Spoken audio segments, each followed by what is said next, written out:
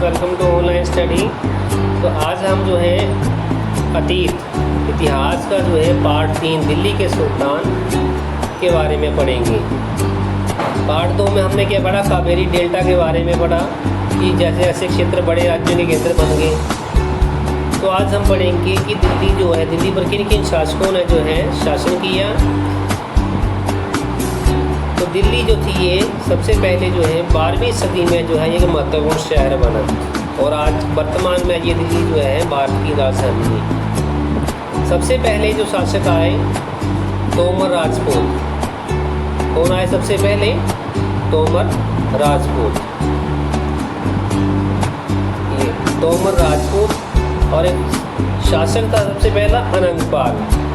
तो अनंगपाल जो था ये पहला शासक था तोमर राजपूतों का। इसने शासन किया है 1130 से लेकर 1145 ईस्वी तक। इसके बाद जो है चौहानों ने शासन किया। चौहानों और तोमर राजपूतों के बीच युद्ध हुआ जिसके जो है तोमर राजपूत जो थे वो हार गए और उसके बाद चौहान वंश का जो है शासन दिल्ली पर स्टार्ट हो गया। चौहान में जी पृथ्वीराज चौहान जो है एक प्रसिद्ध शासक हुए जिन्होंने 1165 से लेकर जो है 1192 तक जो है चौहानों का शासन रहा और पृथ्वीराज चौहान ने 1175 से लेकर 1192 ईस्वी तक जो है दिल्ली पर जो है शासन किया। फिर इसके बाद प्रारंभिक तुर्की शासक 1206 से 1290 तक कुतुबुद्दीन ऐबक। अभी तुर्की शासक थे ये कुतुबुद्दीन ऐबक, शमशुद्दीन इल्तुतमिश, रजिया, गियासुद्दीन बलबन। इन्होंने अपने अपने शासनकाल में जो है दिल्ली पर जो है शासन किया। 1206 से 1210 तक कुतुबुद्दीन ऐबक ने और शमशुद्दीन ने 1210 से 1236 और रजिया सुल्तान जो दिल्ली पर शासन करने वाली पहली मुस्लिम शासिका बनी थी जो 1236 ईस्वी में बनी थी। उसने 1240 ईस्वी तक जो है शासन किया।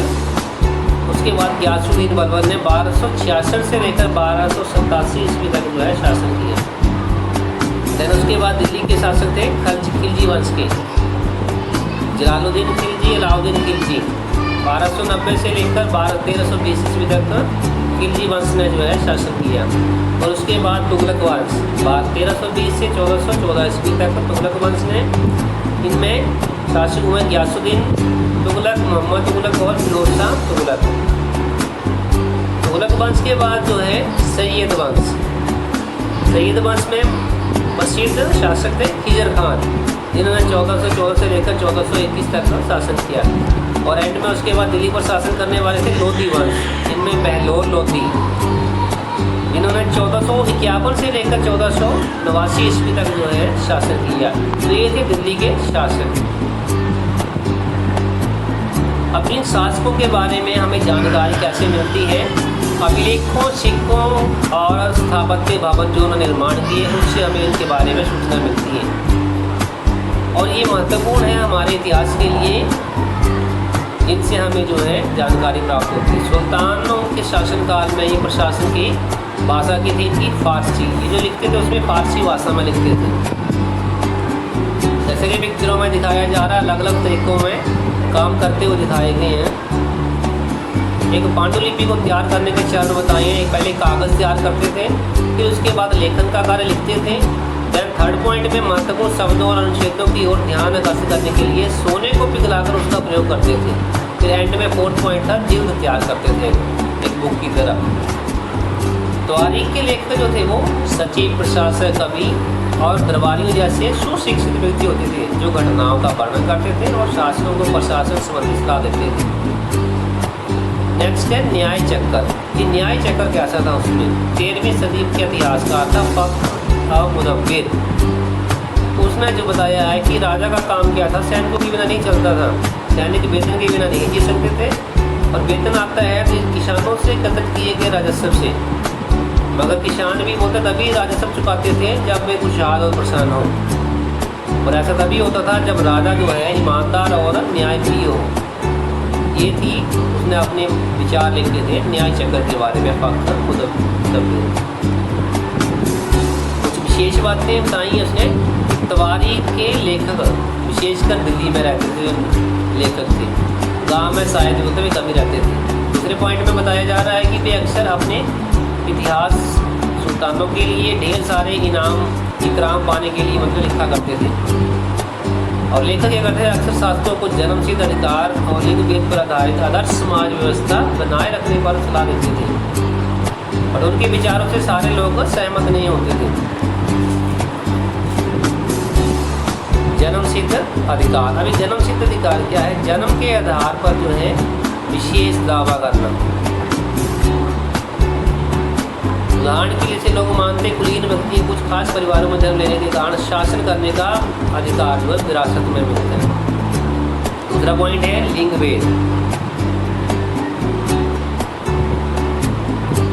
मैन और वुमन के बीच में क्या बताया गया है? सामाजिक और शारीरिक रचना संबंधी अंतर। इसमें क्या बताया? ऐसे अंतर में बताया जाता है कि पुरुष स्त्री की तुलना में श्रेष्ठ होते हैं, ये बताएगा तक दे जा रहा है। तो इसका एक उदाहरण था कि सन 1236 ईस्वी में सुल्तान इल्तुतमिश की बेटी रजिया 1236 में जब सिंहासन पर बैठी, तो उस युग के इतिहासकार मिनहाज अस-सिराज ने क्या बताया है कि सभी भाइयों में अधिक योग्य कौन थी? वो रजिया सुल्तान थी। लेकिन फिर भी एक रानी को शासक के रूप में भी उसको मान्यता नहीं दे पाए, मतलब उसके अंडर काम नहीं कर पाए। वो दरबारी जंग सभी के करते थे, वो शासन करते थे स्वतंत्र रूप से, बट वो कोशिशों से प्रसन्न नहीं थी, और सन 1240 ईस्वी में उसको जो है सिंहासन से हटा दिया गया। तो यहाँ पर मिनहाज सिराज सोचते थे, बताते हैं कि ईश्वर ने जो आदर्श समाज व्यवस्था बनाई उसके अनुसार जो है स्त्री और पुरुषों को एक अधीन होना चाहिए, और रानी का शासन जो है इस व्यवस्था के विरुद्ध जाता था। तो वो पूछता था कि जो बोर्ड ने जो रचना के खाते में उसका ब्यौरा बताया गया है वो जेंट्स की सूची में नहीं आता है, इसलिए शानदार खूबियों में ही से ही उससे आखिर हासिल क्या हुआ ये बता रहा है। रजिया के बारे में बताया जा रहा है कि सुल्तान इल्तुतमिश की बेटी थी, और आधुनिक आंध्र प्रदेश के वारंगल क्षेत्र में किसी समय काकतीय वंश का राज्य था। तो उस वंश की रानी रुद्रमा देवी के व्यवहार से रजिया का व्यवहार बिल्कुल विपरीत था। रुद्रमा देवी ने अपने अभिलेखों में अपना नाम पुरुषों जैसा लिखवाकर अपने पुरुष होने का भ्रम पैदा किया था। एक और महिला शासक थी, कश्मीर की रानी दिद्दा, 980 से 1003 ईस्वी तक शासन किया। उनका नाम दीदी से निकला है। जाहिर है प्रजा ने क्या किया, उसमें प्रिय रानी को जिसने बड़ा संबोधन दिया था दिद्दा। मिनहाज के विचार जो थे उन्होंने ये व्यक्त किए हैं अपने।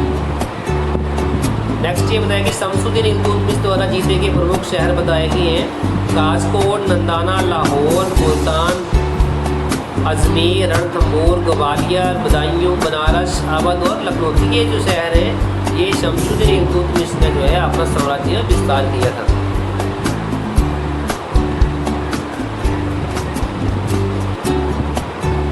नेक्स्ट है किलेबंद बसाब सैनिक जहाँ रहते थे, गैरिसन शहर के बारे में बताया जा रहा है कि 13वीं शताब्दी में शुरू में क्या हुआ कि दिल्ली के सुल्तानों का शासन रहा हो गैरिसन हो, मतलब रक्षक सैनिकों की टुकड़ी के निवास के लिए बने मजबूत किले थे। वहाँ पर शहरों से परे मतलब शायद ही मतलब उनका आना जाना हो। शहरों से क्या होता था, लेकिन दूर भीतरी प्रदेशों पर उनका नियंत्रण था केवल ना के बराबर था। इसलिए उन्होंने आवश्यक सामग्री के लिए करते थे, वो व्यापार करते थे, कर या फिर लूटमार पर डिपेंड रहते थे। दिल्ली से सुदूर बंगाल और सिंध के गैरिसनों का शहरों पर नियंत्रण करना बड़ा कठिन था उसमें। तो उसमें क्या होता था, बगावत युद्ध होते थे, और ख़राब मौसम में क्या होता था, उनके जो संपर्क थे वो छूट जाते थे। शासन को अफगानिस्तान से आने वाले हमलावरों और उन सूबेदारों से बराबर चुनौती मिलती थी, तो जरा सी कमजोरी का आभास मिलते ही विद्रोह कर देते थे। इन चुनौतियों के चलते सल्तनत बड़ी मुश्किल से किसी तरह अपने आप को बचाती थी। तो इसकी जो स्थापना है यासुद्दीन बलबन के शासनकाल में हुआ, और इसका विस्तार अलाउद्दीन खिलजी और मोहम्मद तुगलक के राज्यकाल में हुआ। गैरिसन से ये सूबेदार अफगानिस्तान से सल्तनत की भीतरी सीमाओं में जो अभियान चले, उनका लक्ष्य क्या था, गैरिसन शहरों की पृष्ठभूमि में स्थित भीतरी क्षेत्रों को मजबूत करना। इस अभियान में क्या करते, गंगा यमुना के दोआब इससे जंगलों को साफ कर दिया गया, शिकारी संग्राहकों चरवाहों सबको मतलब वहाँ से खदेड़ दिया गया।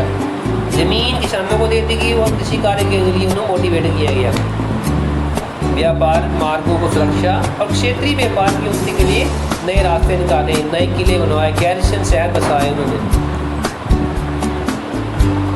दूसरा विस्तार क्या था, बाहरी सीमा पर हुआ। अलाउद्दीन खिलजी के शासनकाल में दक्षिणी भारत को लक्ष्य करके सैनिक अभियान शुरू किए। मोहम्मद तुगलक ने क्या किया, वो उसमें अपनी सीमा पर पहुंचे और उन्होंने क्या किया, सेनाओं पर हाथी घोड़े गुलाम सभी चीज़ें कब्जे में ले ली उन्होंने अपनी, उनकी सेनाओं ने। दिल्ली सल्तनत की सेनाओं की शुरुआत जो थी वो बड़ी कमज़ोर थी स्टार्टिंग में, मगर 150 वर्ष बाद मोहम्मद तुगलक के राज्यकाल के अंत तक इस महाद्वीप में विशाल क्षेत्र में युद्ध अभियान आ चुका था। इसने शत्रुओं की सेनाओं को परास्त किया और शहरों पर कब्जा किया। सूबेदार प्रशासक मुकदमे फैसले सुनाते थे, किसानों से कर वसूलते थे। तो ये विशाल क्षेत्र बताया गया है पिक्चर में, अलाउद्दीन खिलजी का दक्षिणी भारत का अभियान। So dear students, remaining part of this lesson we will study next video. Okay, thank you. Have a good day.